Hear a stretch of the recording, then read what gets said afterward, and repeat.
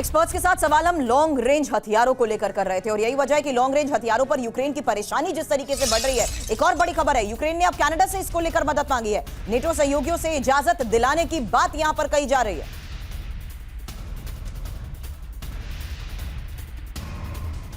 और देखिए, जेलेंस्की ने अब कनाडा से भी मदद मांगी है। जी हां, जेलेंस्की ने कनाडा के पीएम ट्रूडो से बात की है, नाटो सहयोगियों से बातचीत करने की अपील की है। कनाडा में अगले महीने विदेश मंत्रियों की एक बैठक होनी है और उससे पहले उन्होंने मदद मांगी है। कनाडा से लॉन्ग रेंज हथियारों का मुद्दा उठाने की बात कही है। इसके अलावा जेलेंस्की ने बैठक में यूक्रेन का पक्ष रखने को भी कहा है। लॉन्ग रेंज हथियारों पर इजाजत दिलाने के लिए मदद मांगी गई है। रूस के अंदर अहम ठिकानों पर बड़े हमले करने का प्लान बनाया गया है। मिलिट्री ठिकानों पर टारगेट करने को करना चाहता है यूक्रेन। इसी वजह से लॉन्ग रेंज मिसाइलों के इस्तेमाल की लगातार मदद मांगी जा रही है। हमारे साथ हमारे सहयोगी मनीष झा भी जुड़े हुए हैं। मनीष, देखिए, ऐसा लगता है कि रूस के अटैक के बाद, रूस के जवाबी हमलों के बाद अब यूक्रेन बौखला गया और यही वजह है कि अब वो नाटो देशों से लगातार मदद की गुहार कर रहा है और सबसे ज्यादा मदद उसको चाहिए लॉन्ग रेंज मिसाइलों के इस्तेमाल को लेकर। लेकिन क्या आपको लगता है कि इस बीच क्या नाटो देश या अमेरिका लॉन्ग रेंज मिसाइलों के इस्तेमाल की इजाजत दे सकता है? बहुत हद तक देखा जाए तो कमोबेश यूक्रेन लंबी दूरी की मिसाइलों का इस्तेमाल कर भी रहा है। हाँ, उसकी रेंज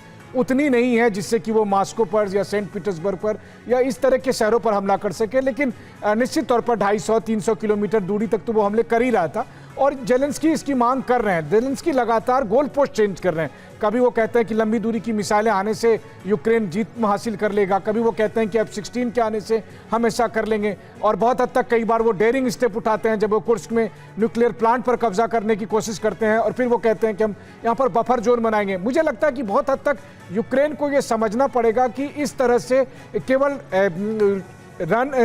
केवल दौड़ कर जाना या उस तरह से अटैक कर देने भर से ही वो मुकाम हासिल नहीं होगा। क्योंकि सबसे बड़ी बात यह है कि आज की तारीख में रूस ने जिस तरह की पोजीशनिंग की है पूरे वॉर जोन में, ना केवल उन चारों राज्यों में बल्कि कुर्स्क, बेलगोरोद से लेकर और डोनबास तक, उसने काफी हद तक अपनी स्थिति मजबूत कर ली है। वहां 100-200 मिसाइल के रहने से केवल काम नहीं चलेगा। या तो फिर नाटो को फुल फ्लेज इस वॉर में उतरना पड़ेगा या जेलेंस्की को रियलाइज करना पड़ेगा कि अब हाथ से उनके ये युद्ध निकल चुका है। हालांकि कोहली सर, इसको लेकर आपसे सवाल करूंगी, लेकिन उससे पहले युद्ध के बीच जेलेंस्की को बहुत बड़ा झटका लगा है और यूक्रेन में एक साथ 5 मंत्रियों के इस्तीफे को लेकर खबर आई है। राज्य संपत्ति कोष के प्रमुख का इस्तीफा, जेलेंस्की की टीम में सबसे बड़ी टूट को लेकर खबर को समझना जरूरी है। हालांकि पश्चिमी सहयोगियों के बीच भी हड़कंप मचा हुआ है क्योंकि अब एक साथ 5 मंत्रियों ने इस्तीफा दे दिया है। युद्ध के इस हालात के बीच में इस्तीफे की खबर आखिर समझना बहुत जरूरी है क्योंकि युद्ध के संघर्ष के बीच में जेलेंस्की का क्या अब सुमित ये सब साथ छोड़ते जा रहे हैं। बिल्कुल, देखिए, जहां एक तरफ लगातार जेलेंस्की की कोर टीम में टूट हो रही है, वहीं दूसरी तरफ यूक्रेन में हो सकता है एक और बड़ा इस्तीफा, जहां विदेश मंत्री दिमित्री कुलेबा भी छोड़ सकते हैं पद।